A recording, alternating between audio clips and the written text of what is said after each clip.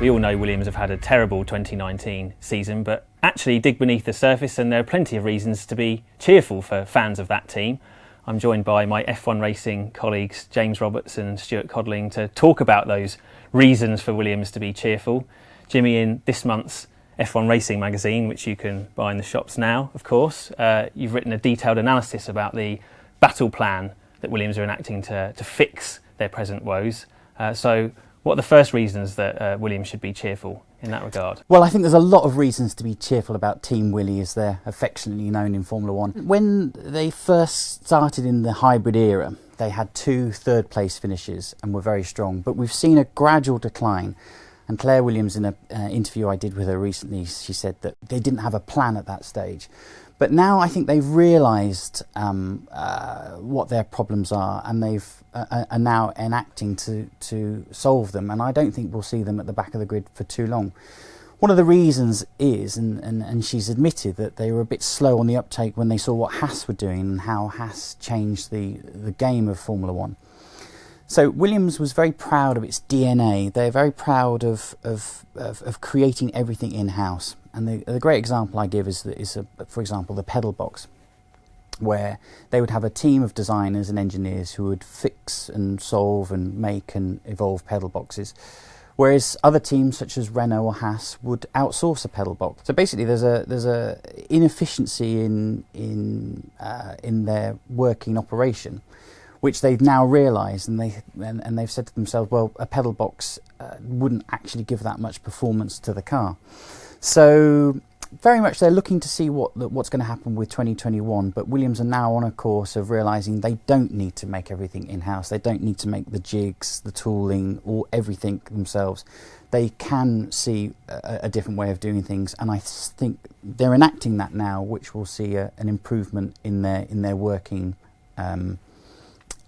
practices. Formula One is about adding performance to the car. If the thing you're doing isn't making the car faster, it's potentially a waste of time. But this engineering culture and doing everything in-house is very deeply ingrained in Williams, and changing working cultures is not the work of a moment. So how are Williams going to go about effecting this change all the way through the company?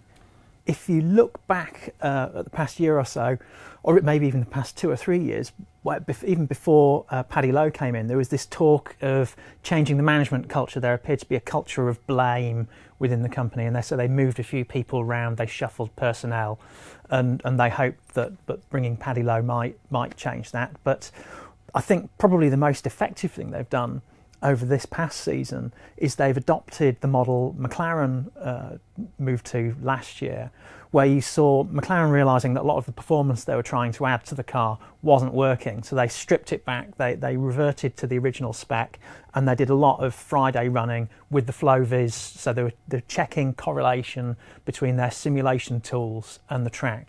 And that's what Williams seem to have been doing this year. You see a lot of Friday running with aero rakes, just gathering data to verify things. You don't see them throwing upgrades at the car like they were in the middle of last year. Do you remember Silverstone, when they put on a new floor as well as a new wing, and the 2 items worked together in a very, very unpredictable way, so they had to move back on that?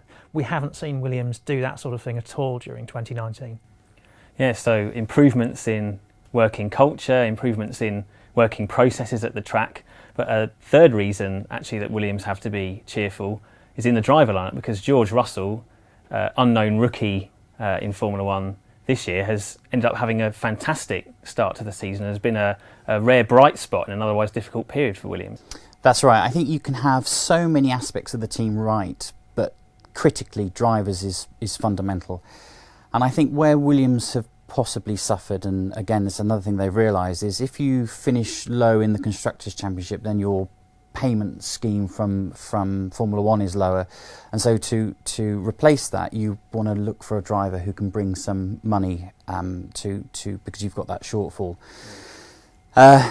Everything goes in cycles, and Williams realised that perhaps with Sergei Sirotkin and Lance Stroll that it wasn't the strongest pairing. So by having Robert Kubica and George Russell, they're a lot stronger on that front. And Russell's been a revelation of this year, you'd have to say. Mid-season, he's out-qualified Kubica 12-0. At the last Grand Prix at Hungary, it was very, very impressive.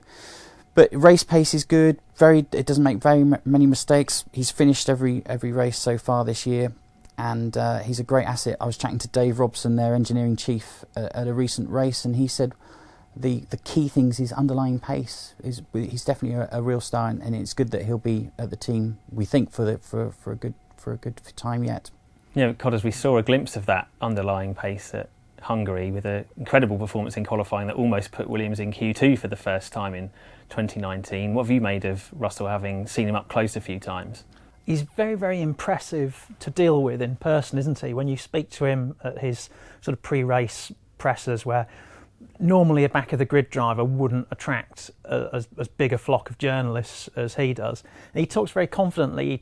He said a lot about seeing the light at the end of the tunnel with Williams. He doesn't frame his comments negatively. He says he's enjoying the leadership role that he's taking with Robert. And also, I think towards the end of sort of this first phase of the season, through him, Williams have discovered something that they hadn't unlocked in the car to do with the way they use the tyres. And that's why he's taken this leap in performance over Kubica, who, let's face it, is a great driver, but is a right-handed person who now has to drive 70% left-handed. So he's not quite what he was. I think Robert Kubica is still an excellent baseline, but he's not been able to find this thing in terms of tyre usage. He's not been able to unlock the car to the same extent George has, and hopefully he'll be able to tune into that in the second half of the season, and they'll be able to make progress, because really Williams were so much closer as we went into the summer break to the back of the field than they had been. It was really, really encouraging, and certainly in that Q1 in Hungary, when George was briefly ninth fastest, and then he sort of motored down the field as other people went ahead of him, and just as I think it was Hulkenberg finally knocked him into the elimination zone, there was actually this audible exhalation in the press room as people went, oh, everyone was rooting for Williams at that point.